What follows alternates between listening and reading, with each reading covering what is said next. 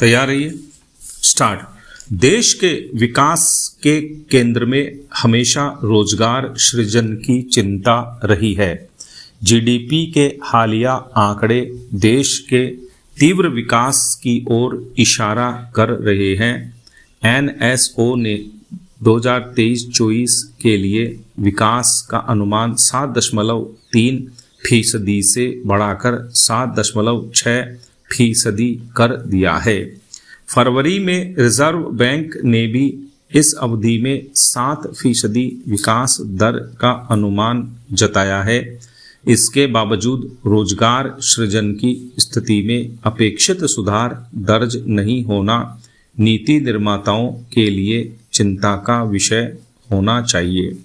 Para. अंतर्राष्ट्रीय श्रम संगठन और मानव विकास संस्थान की रिपोर्ट से पता चलता है कि देश के कुल बेरोजगारों में 83% हिस्सेदारी युवाओं की है।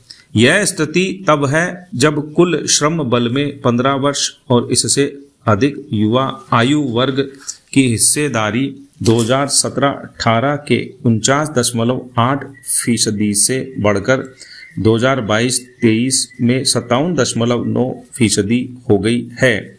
हालांकि यह वृद्धि श्रम बल में महिलाओं की भागीदारी बढ़ने के कारण हुई है, जो 23.3% से बढ़कर अब 37% हो गई है। शहरी क्षेत्रों में युवाओं और शिक्षित लोगों में बेरोजगारी दर अधिक है।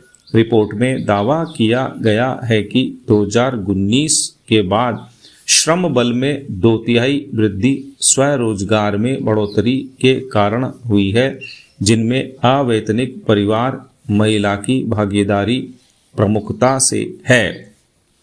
हाल के वर्षों में कृषि में रोजगार बढ़ा है, पर मैन्युफैक्चरिंग क्षेत्र की हिस्सेदारी स्थिर है।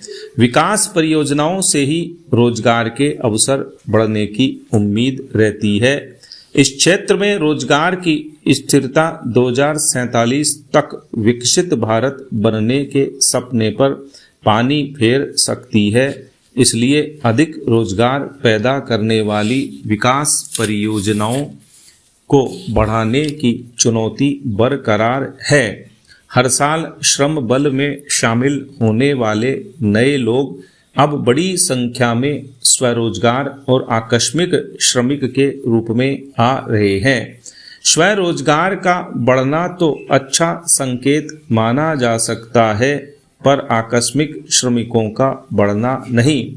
अच्छी बात यह है कि युवा बेरोजगारी दर 2019 में 17.5% थी, जो 2022 में गिरकर 12.1% तक आ गई है।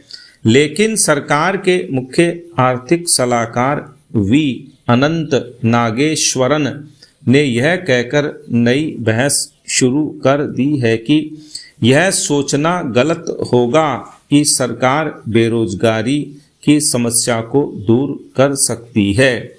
उन्होंने कहा कि सरकार ने नई शिक्षा नीति बनाई है और कौशल विकास के प्रयास किए हैं। सरकार ने ये प्रयास रोजगार की स्थितियों को सुधारने के लिए ही किए हैं।